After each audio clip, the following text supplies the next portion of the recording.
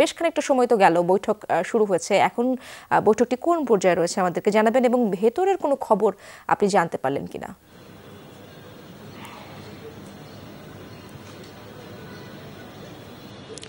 ইসরাত উপদেষ্টা পরিষদের যে বৈঠক সেটি এখনো চলছে।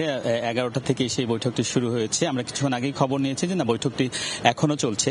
এই বৈঠকে গুরুত্বপূর্ণ যে অধ্যাদেশটি উঠছে সেটি হলো আন্তর্জাতিক অপরাধ ট্রাইব্যুনাল আইনের অধ্যাদেশ।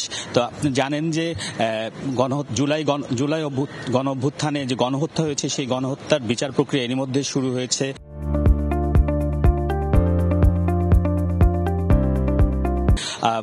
আওয়ামী লীগের নেতৃত্বাধীন যে সরকার ছিল তাদের মন্ত্রী, এমপি প্লাস প্রশাসনের যারা সংশ্লিষ্ট তাদের বিচার প্রক্রিয়া শুরু হয়েছে। এর পাশাপাশি কিন্তু দাবি ছিল গণহত্যার অভিযোগে আপনার আওয়ামী লীগ যে দল হিসেবে আওয়ামী লীগেরও বিচারের দাবি ছিল। তো এরই অংশ হিসেবে আসলে আন্তর্জাতিক অপরাধ ট্রাইব্যুনাল আইনের যে সংশোধন করা হচ্ছে এবং সেই সংশোধনের খসড়া অধ্যাদেশ সেটি আজকে এই উপদেষ্টা পরিষদ বৈঠকে আলোচিত হচ্ছে। এবং সেখানে যেটি হলো যে আন্তর্জাতিক অপরাধ ট্রাইব্যুনালের বিচারক তাদেরকে ক্ষমতা দেওয়া হবে, কোন দল, রাজনৈতিক দল যদি অপরাধ করে, মানবতা বিরোধী অপরাধ করে, তাহলে তাদের শাস্তির সুপারিশ করতে পারবে বিচারকরা।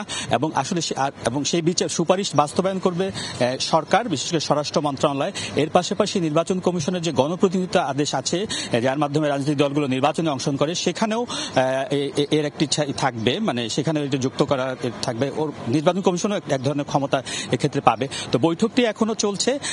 আর আজকে প্রথম অন্তর্বর্তী সরকার গঠন হওয়ার পর প্রথম কিন্তু এই সচিবালয়ে আপনার উপদেষ্টা পরিষদের বৈঠক চলছে। সেই বৈঠকটা এই জন্য দীর্ঘক্ষণ ধরে হচ্ছে। প্রধান উপদেষ্টা, মন্ত্রী, উপদেষ্টাদের সাথে বৈঠকের পাশাপাশি যারা সচিব তাদের সাথে আলাদাভাবে বৈঠক করতে পারেন। আমরা জেনেছি যে তিনি বিকাল 3টা, 3:30, 4টা পর্যন্ত তিনি এখানে অবস্থান করবেন আমরা জানিয়েছেন।